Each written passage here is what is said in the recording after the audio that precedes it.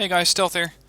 Quick replay today. It's one that's only going to last about 20 minutes because that's all the time we needed to clear out the enemy. I'm using my NORAD Airborne deck again, and I'm working here with BaronVonBoyce, OG Lemon Larry and Follow. This was during his stream on Monday. I decided to hop in for the stream, and together with Baron I'm going to take control of the forest between Delta and Gulf. Baron is using a NORAD Motorized and I'm using a NORAD Airborne. So between us we have a lot of infantry. Most of his is a bit cheaper, considering that the transports that he has are not as expensive. I mean, Humvees are 5-pointers versus my helicopters, which are about 20 to 25 points. It depends a bit on the helicopter you're using. Now we are up against quite a bit of Red 4 infantry, because we are dealing with, I believe, a Red 4 motorized deck. Now those contain some very dangerous infantry, but luckily since we're NORAD we both have seals.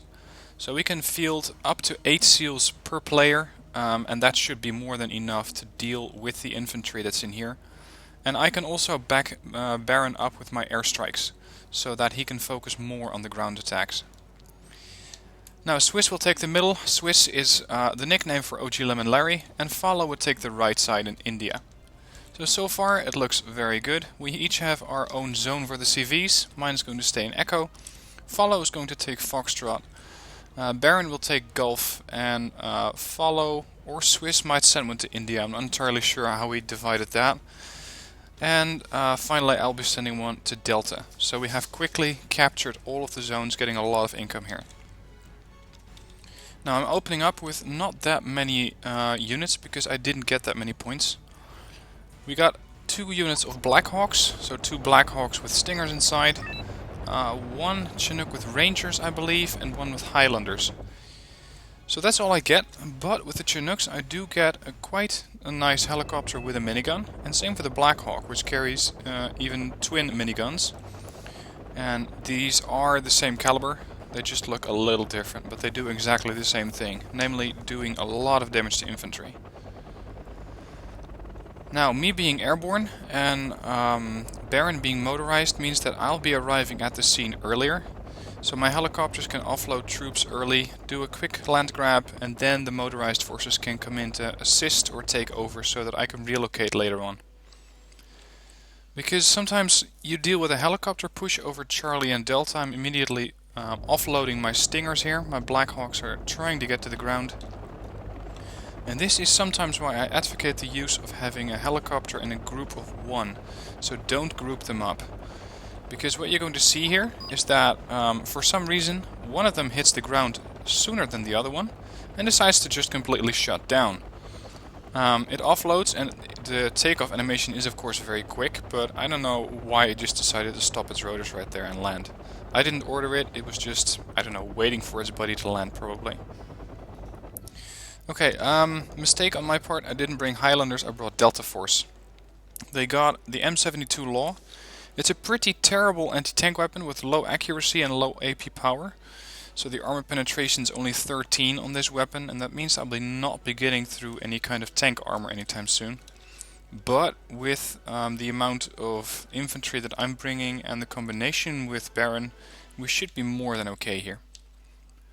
And as the points were starting to come in, I'm also bringing in more and more forces. You can see another Chinook with reconnaissance units being brought in. And considering it's a Chinook with a recon, I think that this is going to be another group of Rangers. I've played quite a few games since, so I don't remember everything that happened in this game. But what I do remember is that it was a great game, combining the infantry from both Baron and my own to clear out this forest. Now, the opposition has arrived. XU, or X as they call them from Chairborne, which is the group that Fallow has started. You can see that they are trying to eradicate the legions, but they got the Spetsnaz, unfortunately at the cost of some VAPs, which are transporting the legionnaires. And my 24D is probably the helicopter that offloaded this reconnaissance group, and that is probably going to be Spetsnaz GRU, Spetsnaz base if you will, so the Spetsnaz with the napalm launchers. Because there's not that many other infantry units that actually use the Mi-24D. Now, first contact here with more infantry, and you can see there's a ton of FJBs here. 40 FJBs, that's a lot of AT, AA and anti-infantry weaponry. But Baron has seals, and this is going to chew up these FJBs combined with fire support from the Canadian Airborne very, very quickly. I mean, look at this. Grenade launchers are firing, and all are pretty accurate, 88%, both on the main assault rifle and the grenade launcher. And these guys are just dropping like flies. Really, really quickly taking out the FJBs, and that's quite the investment. This, with the 4 of them, is a 100-point group. And the SEALs are barely taking any losses as they just eradicate whatever gets in their way. In the meanwhile, I'm pushing up with my Delta Force, supported by the V150 and the Bison from Baron, as I was trying to flank around, trying to tackle anything that gets in the way, like a transport that could be providing supporting fire for whatever FGB happened to survive onto the SEALs. But turns out there was just nothing here. I also landed some SEALs here with the V150s, or actually one V150, I couldn't afford two at the time. Pushing up some range to the flank. And you can see that I'm just casually bringing in more infantry and just trying to take as much of this forest as possible. I'm even pushing up the stingers, and these guys you're going to have to probably constantly have on the move, since their off-road speed is only 15 kph, but you can't blame them considering that they're carrying 6 stingers between 2 guys. So as Baron is mopping up the infantry in here, he is being engaged by a couple of concours and I believe a medium assault squad here. Probably from the Polish deck that we were facing. The SEALs do take a lot of fire, and he's probably going to lose one squad here. And this is due to the sniper rifle on these guys. Those can pick off infantry pretty quickly, but not fast enough. And you can see that unfortunately he lost one squad. But these groups, or this group is definitely going down. Now I haven't done a lot yet in this game. I've only scored 25 points, and that's probably due to me killing off one transport.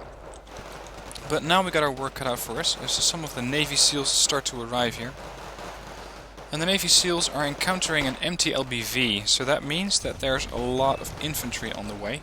Because usually you don't send out one empty LBV, usually you send out more. And surprisingly, I come up against a UAZ here, which is completely undefended in Delta Force. With all their weapons, takes it out very, very easily. A couple of SPW-80s come back to take revenge on my Deltas. So I'm pushing them back into the forest and bringing my Rangers up, because they have a much better chance of actually hitting a target with the Carl Gustaf M2. And the Canadian Airborne is already making short work of these transports. You can see them exploding here. Now, since they're dead, I can now bring in my Delta Force again with their MP5 SDs and their M60 to make short work of the FJBs. So we were really helping each other. He was more geared towards anti-vehicle warfare, and I was better at dealing with other infantry. That is, until I encountered some tanks. I'm not sure why XG was using a couple of T-62s. I really don't like these tanks since they have a low rate of fire, only 6 rounds a minute. And considering that their infantry died, they just lost eyes on the target. But they just managed to get a couple of shots off at the Canadian Airborne before they start to retreat, but there's not really anywhere to retreat to. There's no cover here, there's no ridge line, nothing. This is when I start to encounter some real trouble in the form of a BMPT. Rangers, great as they may be, with 18 armor penetration, they're going to need to fire a lot of rounds at that BMPT with its 15 frontal armor, grenade launcher and autocannon.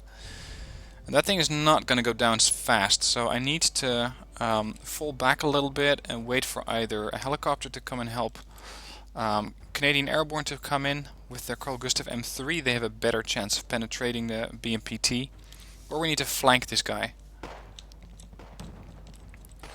Rangers also on the left flank operating and taking out a vehicle here. And you can see that the force is pretty much ours. They don't really have a lot of control over this area.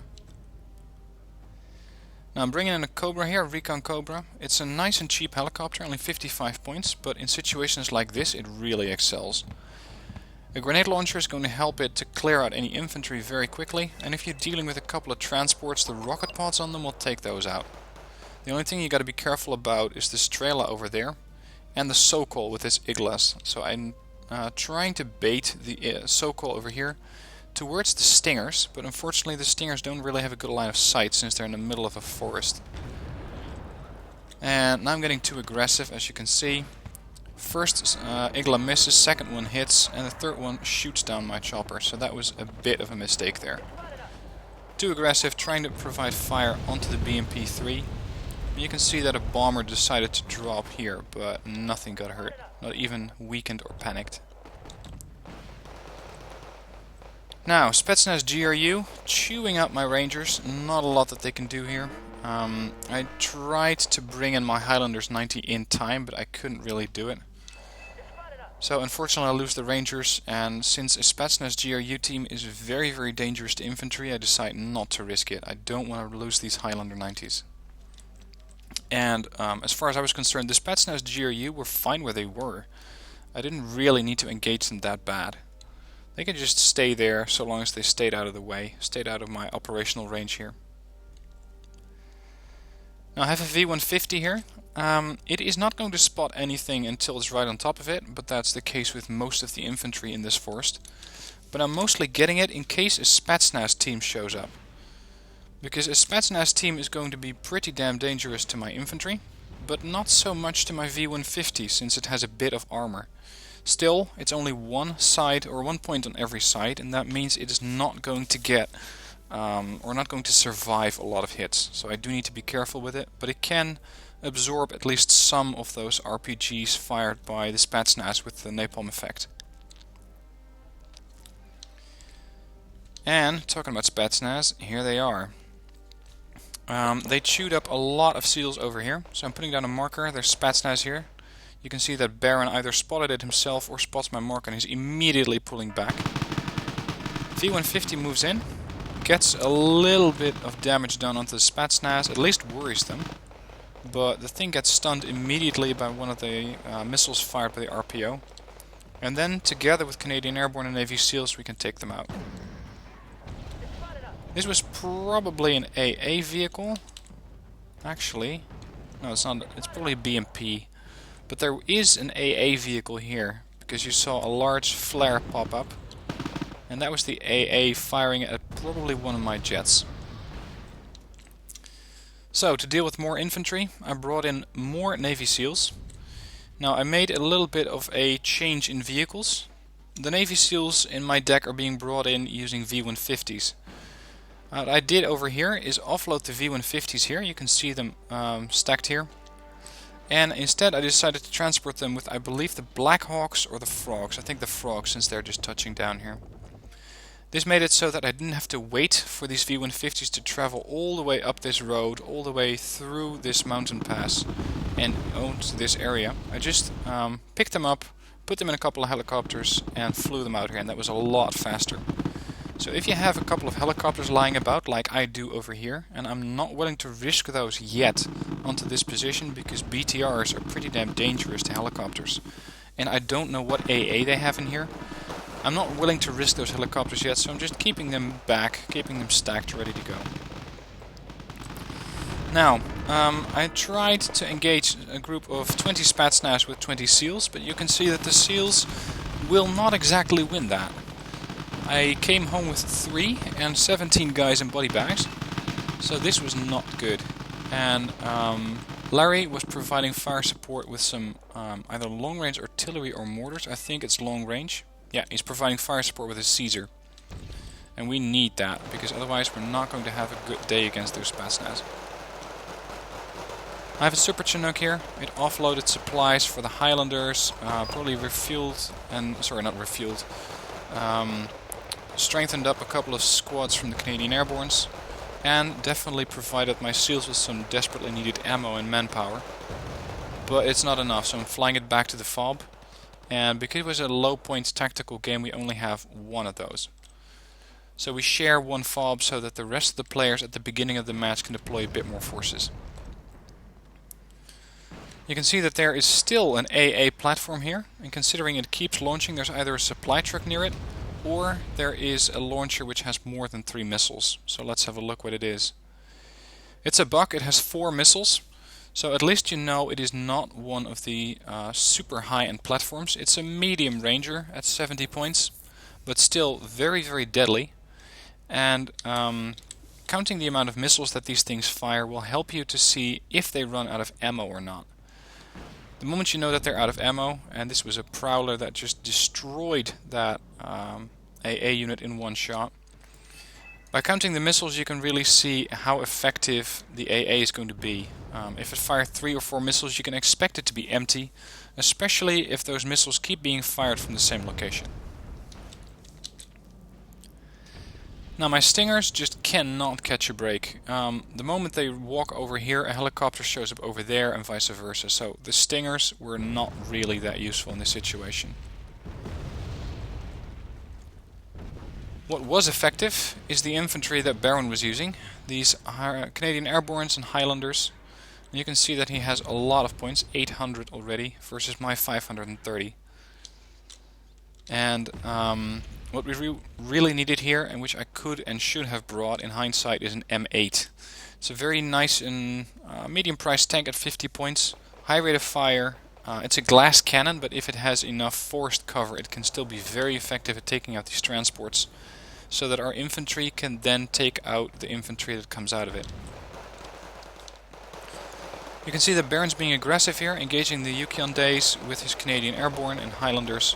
I'm pushing up with the Rangers and my own Highlanders to try and flank these guys and just completely take over the position. And you can see that vehicles are very, very quickly dealt with by these Highlanders. We're both using the 90s version in this situation, and I believe he also has some standard Highlanders, or that might have been a different game. Highlanders 90 have exactly the same price as the base Highlanders, but these guys carry an Erix, which is a medium range AT weapon, versus the Carl Gustav either M2 or M3, I'm not entirely sure which it is. So those are slightly more geared towards short range combat. Now, this is trouble. A couple of Spetsnaz coming in. My Stingers died, so they just went walking from this side to the other side and back until they got trying to get a shot off, but they just did not manage to hit anything. Pushing up at the DEP, I had 2 DEPs here and I brought those in because of the twin M230s. It instantly wipes out a transport and doing quite some damage to Spetsnaz, and also the Bisons, V150s and Chinooks by Baron are really finishing off these guys. Spetsnaz have dealt quite a bit of damage though to my DEP, so I'm flying it out of here. And the other one is perfectly okay. So we got twin M30s, twin miniguns. Pretty good for an anti-infantry helicopter, but what I really needed here was a little bird. And that is something that I have changed after this battle, so that I now have a little bird in this deck. Because for situations like these you want to have a grenade launcher at a medium range, and 1225 meters on the little bird is perfect for situations like these. Now I was trying to push up with the DAP a little bit and ran straight into the AA net of an FJB-40, so that was a big waste of a good helicopter. In the meanwhile, Super Chinooks being landed again, not really in the best position, but it being a helicopter it can resupply these HEMETs, so that we can then later use these guys, and you can see that they're immediately fueling up or filling up with supplies. The HEMETs are much easier to hide than a Super Chinook. Now this was not really coordinated. I did give it some thought. I thought, hey, there were some HEMETs there, I can just resupply those and get the Chinook to start ferrying back and forth. But it was not coordinated. So if you have a teammate who you know is a capable player, you can just play it like this. Now, my Prowler trying to find some targets, but there's just nothing out here. And since we're very, very close to the amount of points that we need, we're only 400 points out. Red 4 on the other hand is 2100 points out, so they definitely got ways to go. And this was quite surprising. Su-24M was probably the only real plane that Reservist had ready, and he just did a gun run on my Prowler. Now it was effective in the sense that I was forced to evacuate it, although it wasn't that heavily damaged, but I didn't want to get it destroyed. And It is panicked, so it's not going to be that effective. But his seaplane got shot down. Not by my Nighthawk, but by probably the Rafale from Larry. Or Swiss, whatever you want to call him. Nighthawk came in, bombed the crap out of the FJBs that were still in this building. If you have special forces in a building like this and they kill something, pull them back. Because especially if you're playing against me, and probably also when you're playing against other very capable players, they will start to return fire onto that position with artillery, bombers, or whatever unit they have at their disposal at that moment.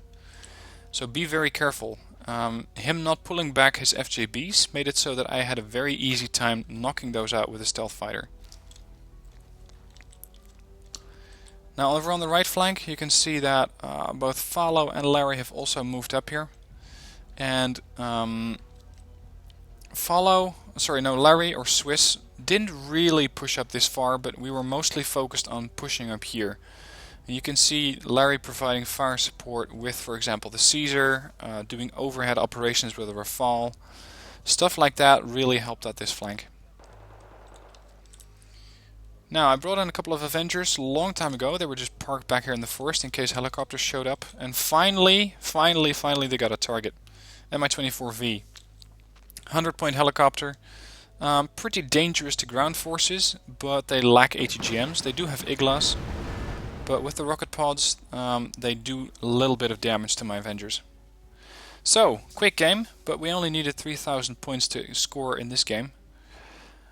I did 765 points in kills, lost 340, and big shout out to Baron here because he was a big help, and Larry because of his support with the Caesar and other operations that he was doing on our flank to keep our infantry safe.